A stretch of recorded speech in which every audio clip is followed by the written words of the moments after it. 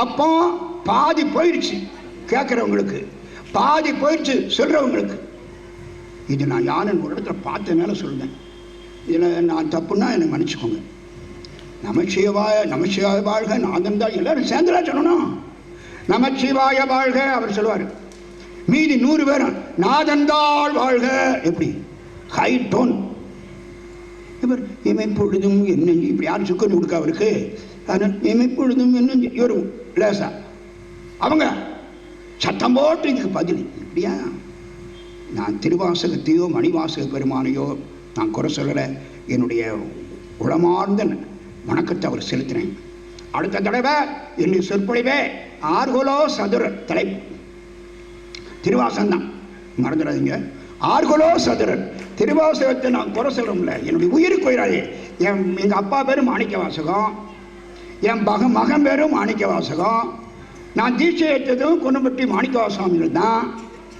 அதனால் நான் திருவாசகத்தை குறை சொல்லணும்னு நான் நரகத்துக்கு போயிடுவேன் திருவாசகம் குறை சொன்னேன். ஆனால் சைவ உலகம் மற்ற திருமுறைலாம் மறந்துட்டு இது ஒன்று தான் இருக்குன்னு ஆடி பாடி கொண்டாட்டம் பண்ணுகிறது. வைத்திருச்சலாக இருக்குங்க. இது யாரு தான் மாற்ற போகிறாங்களோ தெரியல. ஊருக்கு ஊர் நல்லா செய்யுங்க, வேண்டாங்கல்ல. ஆனால் மற்ற திருமுறைகளுக்கும் 2 பாட்டாக பாடுங்க. அதே புறக்கணிக்காதீங்க. திருக்கோவையார தொடவே மாட்டேங்காங்க. நான் ஒரு 4-5 ஓதாவர் பார்த்துருக்கேன். கும்பாபிஷத்தில் வரிசையாக ஒவ்வொரு திருமுறையாக பாட சொல்லிட்டு வருவேன். நம்ம 8ஆம் திருமுறை வந்தால் நான் திருவாசகத்தை பாட்டல ஓதாமூர்த்தி திருக்கோவையாரில் ஒரு பாட்டு நீங்களே பாடிங்களே. இப்படி திருக்கோவையார பாட்டை பாட மாட்டாங்க. ஓதாமூர்த்திகள் பல ஓதாமூர்த்திகள் ஒரு நிகழ்ச்சிக்கு 20,000 ரூபா பணம் வாங்குற ஓதாமூர்த்திகளே திருக்கோவையாரை தொட மாட்டாங்க. சரி, அது ஒரு பக்கம் இருக்கட்டும். இப்படி 16ஆம் திருமுறை வச்சிருக்காரு பத்தியலா இந்த அருமையான திருமுகம். அதனால் திருமுக பாசுரம் சிவபெருமான் அடியாருக்கு முதல்ல கொடுப்பார், தான் பின்னால் இருப்பார். மெட்ராஸுக்கு வந்தாச்சுன்னா சுப்பிரமணிய கார் ரெடியாக இருக்கும். எழும்பூர் ஸ்டேஷனுக்கே வந்துடும். அவர் வருவார், அவர் மர்மா வருவார், எல்லோரும் முதல்ல இவன் சீமா மாசனாமணி முதல்ல முன் சீட்டை அப்படி திறந்து தாத்தா நீங்கள் உட்காருங்க. கார் அவர் காரு, என்னையும் முன்னாடி உட்கார வைப்பாங்க. இவன் சும்மா இருக்க மாட்டான். முதல்ல எடுத்து இல்லை தாத்தா உட்காரு, அந்த தாத்தா நீங்கள் தான் உட்காரணுமா. இப்போ ஊருக்கு போகிற வரைக்கும் அந்த கார் என்னமோ ஏன் சொந்த கார் மாதிரி. நான் ஊரில் போய் சொல்லுவேன் மெட்ராஸ் எனக்கு ஒரு கார் இருக்குன்னு சொல்லுவேன், போய் சொல்லுங்க. அப்படிலாம் நம்மளை முன்னால் வச்சு அவர் பின்னால் போயிடுறாரு. இதுதான் 16ஆம் திருமுறை சாமி கதை. இப்படியெல்லாம் வாழ்க்கையில் சிவபெருமான் அடியார்களுக்கு தன்னுடைய சிரசு மேலே நம்மளாம் தூக்கி வைக்கணும் வழிகாட்டார். இதுதான் முதல் திருமுகம். இனி 2வது போகிறோம். 2வது சிதம்பரத்துக்கு போவோம். மதுரையை பார்த்தாச்சு, திரு கொடுங்கோளூர் சிறுவஞ்சக்கணம் பார்த்தாச்சு. அடுத்த நேர சிதம்பரம் வரோம். சிதம்பரத்தை நடராஜ பெருமானை பூஜை பண்ணுறவங்க தில்லைவாழ் அந்தணர்கள் பேர் 3000 பேர். தில்லைவாழ் அந்தணர்தம் அடியார்க்கும் அடியே சுந்தர் பாடுவார். அந்த 3000 அந்தணர்களில் ஏறத்தாழ ஒரு 700 வருஷத்துக்கு முன்னால் ஒரு அந்தண பெருமான் நாள்தோறும் நடராஜ பெருமானை பூஜை பண்ணுற பேராற்றலுடைய அவர் பேரே அற்புதமான பேர். உமாபதி சிவாச்சாரியார் பேரை பச்சலா உமாபதி. உமாபதி சிவாச்சாரியர் பேரில் தில்லைவாழ் அந்தணர்கள் 3000 மரபில் வந்தவர் நடராஜ பெருமானுக்கு நாள்தோறும் தொட்டு பூஜை பண்ணும் பாக்கியம் செய்தவர். ஆனால் அது மாத்திரம் இல்லை, நிறைய நூல்கள். அவருடைய குருநாதர் மறைஞான சம்பந்தர், அவர் குருநாதர் அருணந்தி சிவம், அவர் குருநாதர் மெய்கண்ட சுவாமிகள். இந்த 4 பேரும் புறச்சந்தான குறவன். அவருடைய குருநாதர் பரஞ்சொல்லியார், அவருடைய குருநாதர் சத்தியஞான தரிசனி, அவருடைய குருநாதர் சனக்குமாரர், அவருடைய குருநாதர் நந்திகேஸ்வரர். அது அகச்சந்தானம், புறச்சந்தானம். இந்த புறச்சந்தான 4 பேரில் உமாபதி சிவம். நமக்கு 4 பேர்னா சமயக்குறவர் மாத்திரம்தான் என் போன்றாரு தெரியுது. சந்தான குறவர் அதில் 4வது இருக்கிற உமாபதி சிவம். பெருமையை தெரிஞ்சுதான் அவருக்கு சிவபெருமான் கொடுத்த திருமுகம் 2வது. அது என்னன்னு பார்க்க போகிறோம். உமாபதி சிவம் அத்தியந்த தீவிர சிவபக்தியுடையவர். நடராஜ பெருமானுக்கு தன்னுடைய உள்ளத்தையெல்லாம் அர்ப்பணம் செய்து பூஜை பண்றவர். நாமெல்லாம் உயிர் பொருட்டு கோயில் புராணம், சேமர மகிமையே அழகான நூல் கோயில் புராணம். திருமுறை கண்ட புராணம், சேக்கிழார் நாயனார் புராணம், திருத்தொண்டர் புராண சாரம், திருப்பதிக்கோவை, திருப்பதிகக்கோவை, பௌஷ்கர ஆகம வியாக்கியானம், எத்தனையோ நூல்கள் நம்ம கொடுத்துருக்கிறார். ஆனால் நம்ம அதை படிக்க மாட்டோங்க, நம்ம அது கேட்கவும் மாட்டோங்க. நமக்கு ஒரு தனியாக ஒரு பாதை வச்சுருக்கோம். நூல்களெல்லாம் படிக்கணும்.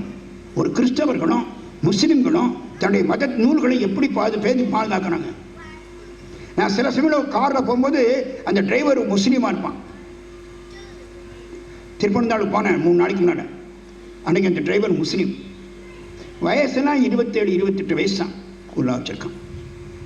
ஒரு இடத்துல வந்தோடனே, சார் கொஞ்சம் மன்னிக்கணும், என்ன பண்ணேன், பள்ளிவாசலை தொழுதுட்டு வரோம்னா. பாருங்களேன், 28, 27 வயசில் காரை நிறுத்தி போப்பான் கும்பிட்டுவான் சார். பள்ளிவாசல் தொழுதுறாங்க. நம்ம மதத்தில் இருக்கிற 27 வயசு போய் எவனா கோயிலுக்கு வரானாயா? இளைஞர்கள் கெடுக்குதுன்னு கட்சி இருக்கு, அரசியல் இருக்கு, ஜாதி இருக்கு, சினிமா இருக்கு. அதான் எனக்கு கவலை. இளைஞர்களை பூரா சேர்க்கணும். தான் இது மாதிரி இளைஞர்களாக வரணும். இளைஞர்களை பூரா தரணும். எனக்கு ஒரு ஆசை, அது பைத்தியக்கார கனவு.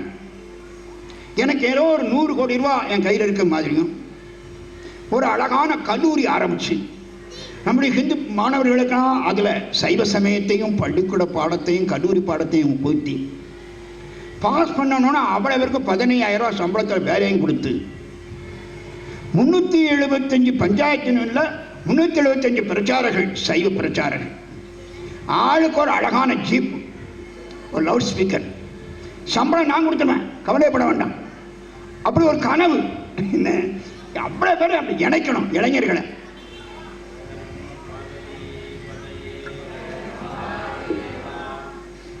அப்போ இங்கே வயசானவங்க என் மேலே கோப்படாதீங்க. அப்போ நாங்களாம் வேண்டாமா? இளைஞர்கள் ஒரு ஆசை. அந்த இளைஞர் சமுதாயம் எனக்கு திசை புரண்டு போகுது, செச மாறி போகுது. அதான் காரணம். சைவ சமயத்தின் புகழையெல்லாம் கேட்டார்களானால், முறையா அவர்கள் கேட்டார்களானால் வேற மாதிரி திரும்ப மாட்டாங்க. அந்த பக்கம் திரும்ப மாட்டாங்க. சொல்றதுக்கு ஆள் இல்லை. அவரை போல அவன் தன் பக்கம் இழுக்கணும். இதை சுவாமி என்னைக்கு வைக்கிறான்னு பார்ப்போம். பெரியவர்களே, இப்பொழுது உமாபதி சிவம் அற்புதமான 10 நூல்கள் அழியச் செய்கிறார். அவருக்கு ஒரு நாள் உச்சி காலத்தில் பூஜை முடிஞ்ச உடனே பல்லக்கில், அந்த காலத்தில் பூஜை பண்ணுற சிவாச்சாரியாரை பல்லக்கில் கொண்டு அவருடைய வீட்டில் விடுற வழக்கம் உண்டு எல்லா சிவாலயங்களையும். அந்த சிவாச்சாரியருக்கு அவ்வளோ மரியாதை அந்த காலத்தில் வச்சாங்க. அந்த பல்லக்கில் கொண்டு முன்னால் ஒரு தீவெட்டி சகிதமாக ஒரு போகணும் வீட்டில் கொண்டு விடுவாங்க. சாயந்தரம் பூஜைக்கு பல்லக்கு சேவரை அழைச்சிட்டு வருவாங்க. இதெல்லாம் நடக்கிற காரியம். எல்லாம் கனவாயிடுச்சு. அப்பொழுது மத்தியானம் 12 மணி உச்சிக்காரம் முடிஞ்சு போகிறார். பல்லக்கில் போகிறார். சிதம்பரம் வீதியில், தெற்கு வீதியில் வராரு. முன்னால் யாரோ போகிறாங்க, பார்க்குறாரு. மறைஞான சம்பந்தர் வீதி நடந்து போகிறார். அப்படியே இரும்ப காந்தம் இழுக்கு பச்சல அது மாதிரி சட்டாரம் பல்லக்க விட்டு இறங்கினார். ஓடோடி போய் மறைஞான சம்பந்தர் ரோட்டில் விழுத்தார். அவர் பார்த்துருங்க. எல்லாரும் தேய்க்கிறாங்க. ஒரு திருவாளந்தர் போய் யாரோ முன்பின்னு தெரியாத ஒரு காலில் போய் இப்படி ரோட்டில் விழுதார எல்லாரும் தேய்க்கிறாங்க. யாரை பற்றி அவர் கவலைப்படலை. போய் விழுந்து கும்பிடுதாரு. மறைஞான சம்பந்தர் திரும்பி பார்க்காரு. அப்படி அருள்பாரு. அவர் முன்னால் போய் பின்னால் ஓடுதார். அவர் ஸ்பீடு வேகமான ஸ்பீடு. பின்னாலேயே ஓடுதார். 2 தெரு தாண்டிச்சு. அந்த தெரு நெசவாளர்கள் நூலுக்கு நல்ல கஞ்சியை ஊற்றி நூல் விரைப்பாகிறதுக்காக தெருவில் அந்த பாவு கஞ்சியை ஊற்றி அந்த பாவு நடத்திட்டு இருக்கிறாங்க. நெசவாளர்கள் தெரு. அங்கே மறைஞான சம்பந்தர் போகிறார். பின்னாலே அவர் ஓடியார். ஒரு இடத்துல வந்து ஒரு அம்மா அங்கே அந்த பசை கஞ்சியை நூலில் ஊற்றிட்டு இருக்கு. மறைஞான சம்பந்தர், எனக்கு கொஞ்சம் குடும்ப பசியாக இருக்குங்க. உடனே அந்த அம்மா மறைஞான சம்பந்தருக்கு கஞ்சி கொடுக்குது. அப்படி ஊற்றுது. அது கையில் அப்படியே வடியுது. உமாபதி சிவம் அதை குடிக்கிறார். நல்லா கவனிங்க.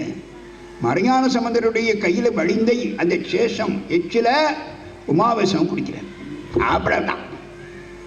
தில்லைவாழந்தர்கள் அவரை கோயில் பூஜைக்கு நீ நாளிலிருந்து வர வேண்டாம், யாரோ குடிச்ச எச்சி கஞ்சி குடிச்ச உமக்கு இங்கே இடம் கிடையாது போன்ற உமாவேசம் கவலையே படலை. அந்த சிதம்பரத்தில் கொற்றவன்குடின்னு ஒரு தனி பகுதி இருக்கு. அண்ணாமலை பல்கலை இன்னைக்கு இருக்கணும் ஒரு ஆசிரமம், அங்கே போயிட்டார். அழகா நடராஜ பெருமானுக்கு தன்னை ஆன்மா நாயகருக்கு தினம் பூஜை பண்ணிட்டு இருக்கிறார். அப்பொழுது ஒரு அதிசயம் நடக்கும். உமாபதி சிவம் அங்கே கொற்றவன்குடியில் இருக்கிறார். நடராஜ பெருமானுடைய ஆலயத்துக்கும் அதுக்கும் ஒரு 2 கிலோமீட்டர் 3 கிலோமீட்டர் தள்ளி தான் இருக்கும். அங்கேயே கும்பிட்டுருவான்னு உள்ள வர சொல்லக்கூடாதுட்டாங்களே, கோயிலை பூஜை பண்ண வேண்டாம் வர வேண்டான்ட்டாங்க. அவர் நான் செய்த தப்பு தான், என்னை மன்னிச்சுக்கணும் அவர் கேட்கல. என் குருநாதர் அப்படித்தான் செய்வேன் பட்டார்.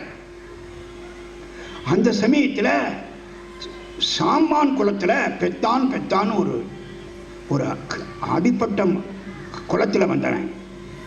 அவன் என்ன செய்யறான், தினமும் நடராஜ பெருமானுக்கு அமுது படைக்கிறதுக்காக விறகு மடப்பள்ளிக்கு விறகு வெட்டி வந்து கொடுப்பான்.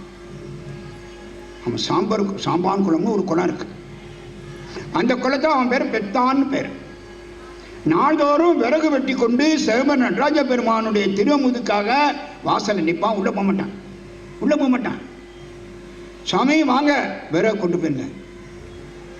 விறகு கொண்டு போய் அவங்க அப்பா நல்ல சமயத்தில் கொண்டு வந்தப்பா. இப்போ தான் ஸ்டவ் தானே, வேற யாரு பார்க்க மடப்பள்ளியில் ஸ்டவ் 6 போட்டுட்டு ஜாமுன்னு செல்ல சினிமா பாட்டு கேட்டுக்கிட்டு இருப்பார். இங்கே இல்லை, யார்ட்டையும் ஊதிடாதீங்க. அங்கே சில இடத்துல பார்த்துருக்கேன். அதுக்கப்புறம் அமுது ரெடி ஆனவுடனே இதை ஆஃப் பண்ணிவிட்டு கொண்டாந்து வச்சுட்டு திரும்ப அந்த தொடர் பாட்டை கேட்கணுமே. இப்படிலாம் நடக்கு, விதவிதமான நடக்கு. அது தனி புஸ்தகம் போடலாம். இன்றைய சிவாலய வழிபாடு ஒரு குடம் ஓட்ட குடத்தில் தண்ணி எடுத்து 61 நாயன்மார்களுக்கும் அபிஷேகம் பண்ணுவாங்க ஐயா எங்கள் புறத்தில். அந்த குடத்தில் 7 ஓட்டம் இருக்கும். எப்படித்தான் 61 அதெல்லாம் கின்னஸ் புக்கில் இடம் பண்ணணும். இதெல்லாம் ஓட்டக்கடத்தை வச்சு 64 அபிஷேகம் பண்ற ஒரு தீரர்கள் தமிழ்நாட்டில் இருக்கிறார்கள். சாத்தூர்ல ஒரு கோயில்ல ஹோஸ் பைப்பு 61 அபிஷேகம். கருநாட்டிக்கு ஆயா எப்படிலாம் மாறிடுச்சு பாருங்க. இதெல்லாம் ஒரு பக்கம் இருக்கு போட்டோ. இப்பொழுது உமாபதி சிவத்து என்ன செய்கிறார், அந்த பெத்தான் சாம்பான் அங்கே விறகு கொடுக்கும்போது ஒரு நாள் ஒரு பிராமணர் வந்து, ஆமாம் இங்கெல்லாம் விறகு கொடுத்திய கொற்றவன்குடியில் உமாபதி சிவம் பூஜை பண்ணியிருக்கிறாரு, அவருக்கு நைவேத்தியம் போடுறதுக்கும் ஒரு 4 விறகு தினம் கொண்டு கூட ஒரு பிராமணர் சொல்கிறாரு. அப்பா நடராஜ பெருமான் சொன்னது மாதிரி இருக்கு, நாளையில அதையும் கொடுக்க. அங்கேயும் விறகு இங்கேயும் விறகு பெத்தான் சாமான் கொடுக்குறார். ஒரு நாள் தெற்கு கோபுர வாசல்ல 2 காசு தங்க காசு நடராஜர் வைக்கிறார். இவன் யாரோ வச்சிருக்காங்க போட்டிருக்கு, அவர் கொடுத்துரும்னு நினச்சிட்டு அவர் தொடலை பெத்தான் சாமான். இப்போல்லாம் நினைச்சிடும் உள்ளதுக்கு வச்சுக்கணும். பிரகாரம் வரும்போது ஒரு நெக்லஸ் என்னுடைய திருக்குடத்தில் ஒரு அம்மா எங்கள் சங்கரன் கோயில் பெரிய பிரகாரத்தை வந்துட்டு இருக்குது. ஒரு நெக்லஸ் ஜொலிக்குது கிடக்கு பிரகாரத்தில். அவன் மகளுக்கு நகை வாங்கணும், அந்த நிலைமை இருக்கா. கிளீனாக என்ன செஞ்சா, அந்த நெக்லஸ் எடுத்தா உண்டியில் உனக்கு போட்டான். என்ன சொன்னான், நல்ல காரியம் செய்த தெரியல. ஏன் சிவச்சத்து கொலநாசம். அதெல்லாம் கோல்புலி நாயனார் சரித்திரத்தை படமாக வரைஞ்சி கோயில் தர்மார்த்தா வீடுகளெல்லாம் போடணுங்க. வெட்டுவார் பாருங்க, அதை வெட்டுப்பாங்க. தினம் ராத்திரி பார்க்க, என் அம்மா இன்னைக்கு 10,000 ரூபா கிளம்பிட்டு வந்துட்டோமே உண்டியல்ல, இப்படி தான் நமக்கு வருமோ நினைக்கலாம். யாரையும் திருத்த முடியாது, ஒரு பக்கம் கிடக்கட்டும். அடிப்படணும். அவங்க கோயிலில் கை வச்சவன் உருப்படவே மாட்டான். அதுக்கு ஒரு தனி பிரசங்கம் ஒரு 4 மாதம் கழிச்சு சொல்லுங்க யார் யார் அடிபட்டாங்கன்னு. இப்படியாக பெத்தான் சாம்பான் கொற்றமன்குடி உமாபதி சிவத்திற்கும் விறகு கொடுக்கிறார். சாமி தினம் 2 காசு வரும். ஒரு நாள் மழை பெய்யும், சரியான மழை, விறகு கொண்டு வர முடியல, தவிக்கிறார் பெத்தான் சாம்பான். உடனே அன்றைக்கு உமாபதி சிவம், என்னப்பா இன்னைக்கு அமுது ரெடி ஆகலையா? மடப்பள்ளி ஆள்கிட்ட, இல்லை சாமி பெத்தான் சாமான் விறகு கொண்டு வரலாம். மறுநாள் வந்தால் என்னை பார்க்க சொல்லு. மறுநாள் வந்தால் என்னப்பா நேற்று விறகு கொண்டு வரல? சாமி நேற்று மழை காட்டுக்கும் போக முடியல, விறகும் கொண்டு வர முடியல, மன்னிக்கணும்னா. நம்ம கையில் என்னமோ வச்சிருக்கிய? சுக்குவன் இல்லை, அவர் வைக்கிறார். கையில் என்னமோ வச்சிருக்கிய என்ன? கொற்றவழி உமாபதி சிவம் பெத்தான் சாமான்ட்ட கேட்கிறார்.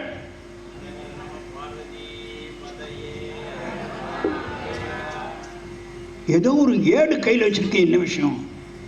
சுவாமி, இன்னைக்கு நடராஜ பெருமான் சன்னதியில் நான் உள்ளே போக முடியாது, அங்கேருந்து கும்பிட்டுட்டு ஒரு பிராமணர் வந்தார், என் கையில் இதை கொடுத்து குற்றவனுடைய உமாவசியவர் கையில் கொடுக்க சொல்லிட்டாரு. அப்படி கொடுத்தாரு. அதை பார்க்கிறார் உமாபதி சிவம்.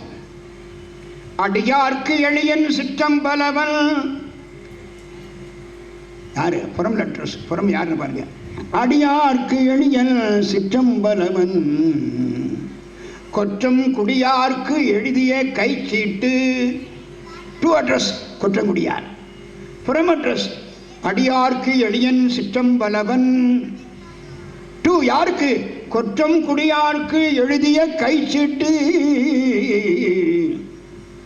படியின் மிசை பெத்தான் சாம்பானுக்கு பேதமர திக்கை செய்து முத்தி கொடுக்க முறை. நம பார்வதி பதையே அரகர மகாதேவா. இரண்டாவது திருமுகம், இரண்டாவது கடிதம். நடராஜ பெருமான் யாருக்கு? அடியார்க்கு எளியன். நம்ம சாமி மாதிரி எங்கேயும் பார்க்க முடியாதுங்க. விறகு வைப்பாரு, வளையல் வைப்பாரு, மாணிக்கத்தை வைப்பாரு, பிட்டுக்கு மனுஷன் வைப்பாரு, பெரம்படி படுவாரியா நம்ம சிவபெருமான். மற்ற கடவுள் ஒருவர் இப்படி வருவாங்களா? ஒழிஞ்சுக்கிட்டு மற்ற கடவுள்லாம். நம்ம சாமி அப்படி இல்லை. என் சமூகம் முன்னால் செல்லும். ஒரு காரில் பார்த்தேன், என் சமூகம் முன்னால் செல்லுமா. டிரைவருக்கு முன்னால் போனால் இன்னத்துக்கு ஆகும், அது கவலைத்தானே செய்கிறோம். அப்படிலாம் நம்ம சாமி கூட வருவார் அவர். அப்படிப்பட்ட அருமையான அடியார்க்கு எளியன் சிற்றம்பலவன் சிதம்பரம் நடராஜ பெருமான் கொற்றங்குடியாருக்கு ஒரு மடல் எழுதுகிறார். அது திருமுகம். அடியார்க்கு எளியன் சிற்றம்பலவன் கொற்றங்குடியார்க்கு, கொற்றங்குடி உமாபேஸ்வரருக்கு எழுதிய கைச்சீட்டு. அழகான பனை ஓலையில் எழுதி அனுப்பியிருக்கிறார். என்ன செய்யணும்? படியின் மிசை பெத்தான் சாம்பானுக்கு. இதை கொண்டு வருகிற பெத்தான் சாம்பான் இருக்கிறாரே அவருக்கு பேதமர தீக்கை செய்து சிவதீட்சை அவருக்கு கொடுத்து முத்தி கொடுக்க முறை. அவர் சிவமுத்தி கொடுக்கணும். ரொம்ப பொறுப்பு. எப்படி இருக்கு? உமாபேஸ்வரர் பெரிய பொறுப்பு கொடுத்தாரு. பெத்தான் சாம்பானுக்கு பரமேஸ்வரன் திருவடியை அடைவதற்கு வழிகாட்ட சொல்லிட்டார். பேதமர தீக்கை செய்து சிவதீட்சை எல்லாரும் பெற்று ஆகணும். சிவதீட்சை பெறாம சைவ சமயத்தில் சிவபெருமான் திருவடி பேரு கிடைக்காது. குரு மூலமாக பெற்றாகணும். அந்த குரு நல்ல குருனா உங்களுக்கு நல்ல தலையெழுத்து. குருட்டு குருனா குருடும் குருடும் குழியில் விழுந்தும். நல்ல குரு கிடைக்கணும். அப்படி பெற்றான் சாம்பானுக்கு பேதமர தீக்கை செய்து தீட்சை செய்து முத்தி கொடுக்க முறை. பார்க்குறாரு, திருமுகத்தை பார்க்குறாரு, கண்ணீரோட, பரமேஸ்வரா எனக்கு இவ்வளோ பெரிய பொறுப்பு கொடுத்துருக்கிய, பெத்தான் சாம்பான் எவ்வளோ பக்குவம்னு எனக்கு தெரியலையே. உடனே என்ன செய்தார்? அவன் கூப்பிட்டார். இந்த மீன் இருக்கு பாருங்க, கடலில் மீன். மீன் அப்படியே போகும்போது முட்டை போடும். மீன் முட்டை போடும்போது அந்த முட்டையை அந்த கோழி மாதிரி அடகாக்க முடியாது. தண்ணிக்குள்ளே எப்படி முடியும்? தாய் மீன் போது முட்டை அப்படி கூடி வரும். எத்தனை 2-3 மாதம் ஆச்சு. விமானத்து அந்தமான் போன விமானத்தில் விழுந்தவங்களுக்கு இன்னும் நமக்கு தெரிய மாட்டேங்குது. கடலுக்குள்ளே 29 பேர் போயிருக்காங்க. அமெரிக்காவில் சப்மரீன் பார்த்துட்டு இருக்கு. எங்கே இருக்கானே தெரியலைங்க, கண்டுபிடிக்க முடியல. அவ்வளோ சும்மா இல்லை, சர்க்கார் நல்ல முயற்சி பண்ணி பார்க்க கிடைக்கும். சென்னையிலிருந்து அந்தமான் நிகோபார் விமானம், இராணுவ விமானம் விழுந்த இடம் தெரியல, உள்ள கிடக்க இடம் தெரியல, 29 பேர் சடலமும் கிடைக்கல. முயற்சி 2 மாசமா நடக்கு. சல்லடை போட்டு பார்க்குறாங்க கடலுக்குள்ள. புது புது கப்பல்கள்லாம் உள்ள போய் நீர்மூழ்கி கப்பல் நமக்கு. அப்போ ஒரு சாதாரண மீன் போட்ட முட்டையை அடகாக்க முடியுமா? சுவாமி அதுக்கு ஒரு நல்ல ஆற்றல் வச்சிருக்கிறாரு. அந்த தாய் மீன் என்ன செய்யுமா, அப்படி முட்டை அப்படி திருப்பி பார்க்குமா, அது கண் பார்வை பட்ட உடனே முட்டை பொரிஞ்சிடும். எடுத்துல போய் பிடிக்க வேண்டாம், அப்படி பார்த்து திரும்பி பார்த்த உடனே மாட்டா மாட்டா மாட்டான்னு குட்டி மீன் வந்துடும். எப்படி ஆற்றல் சிவருமானம் வச்சிருக்காருங்க. அப்படிலாம் நமக்கு இருந்துன்னா எல்லா ஆஸ்பத்திரியும் அடைச்சிடுவான். போச்சு, ஏகப்பட்ட ஆஸ்பத்திரி மெட்ராஸில் பார்த்தா ஆயிரக்கணக்கான என்னெல்லாம் இன்னும் குழந்தைய அவ்வளோ கொடுக்கலாம் ஏமாத்தான். நீ இப்போ இந்த டாக்டர் தாக்காமல் இருக்க மாட்டேற, எப்போ பார்த்தாலும் என்ன இப்படி எல்லாம் செய்கிறாங்க. சுவாமி அந்த மீனுக்கு அந்த ஆற்றல் கொடுத்தாங்க. ஆமை இருக்கா, ஆமைக்கு இன்னொரு பவர், முட்டை வந்தோடனே தன் குறிஞ்ச நினைச்சு பார்க்குமா, முட்டை வெடிச்சிடும். அதான் அம்மா பேர் மீனாட்சின்னு பேர். மீனாட்சி, மீன் போன்ற கண்களோட என்ன அர்த்தம்? மீன் கண், மீன் இவ்வளோ நேரம் அவ்வளோ நேரம் அம்மா கண் இருக்கு, அப்படி அர்த்தம் இல்லை. மீன் எப்படி தன் குஞ்சுகளை தன் கண் பார்வையிலேயே அழகாக பிடிக்கும், அதுபோல அம்மையினுடைய முன்னால் நின்னா நம்முடைய வினைகளாகிய முட்டைலாம் உடஞ்சி போகுமா. அதான் மீனாட்சின்னு பேர், அங்கே இருக்க நீன்னு பேர். இந்த அர்த்தம் அந்த அம்மா முன்னால் நிற்கிறோம், கொடியிடை நாயகி அப்படி முன்னால் நின்னா அம்மனுடைய திருக்கண் பார்வைப்பட்டா நம்முடைய வினைகளெல்லாம் நீங்கணும். இதைத்தான் சரி. ஆகவே இப்பொழுது சிவதீட்சை பெற்றாகணும். பெற்றான் சாம்பானுக்கு கொடுக்க சொல்லிட்டார் சிவருமான். நடராஜ முடிச்சு சொல்லிட்டார் கடிதத்தில். அவனை கூப்பிட்டாரு, மானசீகமாக கண் பார்வையிலே சிவதீட்சை கொடுத்தார். அவனுக்கு கண் பார்வையிலே மதுரையிலிருந்து ஒட்டகத்திலையும் ஆணையிலையும் பொன்னையும் பொருள் எடுத்து கீழே கடற்கரையில் குதிரை வாங்க போனார் முதலமைச்சர். திருப்பரந்துரையில் அழகா குருந்தமரத்தில் உட்காந்துட்டு எப்போ வருவார் எதிர்பார்த்துட்டு இருக்காரு. அப்படி வந்தாலும் திருக்கண் பார்வைப்படுது, மாணிக்கவாசகர் மாறிடுறார், முதலமைச்சர் மாணிக்கவாசகர் மாறு. அது மாதிரி அப்படி திருக்கண் பார்வை பாடுறார். பார்த்த உடனே பெற்றான் சாமான் ஒரு ஜோதியாக மாறுறான். ஒரு விமானத்தில் அப்படியே போகிறார். எல்லாரும் பார்க்குறாங்க, மனைவி பக்தரிக்கான். பெற்றான் சாம்பான் இப்பொழுது தேவலோகத்துக்கு சிவலோகத்துக்கு போகிற காட்சியை பார்க்குறாரு. எல்லாரும் வாய் அடைச்சி போச்சு, இப்படி அதிசயம் நம்ம பார்க்கலன்னு. அவன் மனைவி அழுது, ஐயோ என் கணவனை காணுமே. கண் முன்னால் போகிறேன், ஒரு விமானத்தில் போகிறேன், மேலே போகிற காட்சி. அந்த மனைவி பார்க்குறா, அழுகுறா. நேராக போன மகாராஜாட்ட சொல்லிட்டா, மகாராஜா என் கணவனை கொற்றவனி உமாபேஸ்வரர் எங்கேயும் மேலே அனுப்பிட்டாரு, நீங்கள் தான் விசாரிக்கணும். போய் முறையிடுறான். மகாராஜா சொல்கிறாரு, உமாபேஸ்வரன் தப்பு செய்ய மாட்டார், நான் வாரேன். அவர் வந்துட்டேன். சுவாமி இப்படி இன்னும் சொல்கிறாங்களே, இப்படி ஒரு முக்கியமான பிரசங்கம் நடக்கும்போது 4 பேர் தூங்குதாங்களே, எப்படி என்ன விஷயம் கேட்கணுமே. ஒரு 3 பேர் லேசாக கண் மூடுது, சீக்கிரம் முடிச்சிடுவேன், 2 திரும்பணும் 3ஆவது திரும்ப முடிச்சிடுவேன். அப்படியே பார்த்துட்டே வாரேன், உங்கள் பல்ஸ் எப்படி இருக்குன்னு பார்ப்பேன். இப்போ 3 பேர் ரெடி ஆகிட்டாங்க. ஏன்னா சம்காலம் நல்ல சம்காலம், படுக்கலாம்னு நினைப்பு தான் வருது. என்ன செய்ய, இப்படி உட்கார்ந்து தொடச்சிக்கிட்டு இருக்குது. இப்பொழுது பெற்றான் சாம்பானுக்கு முத்தி கொடுத்ததை ஒரு பிரச்சனையாக்கிட்டா மனைவி.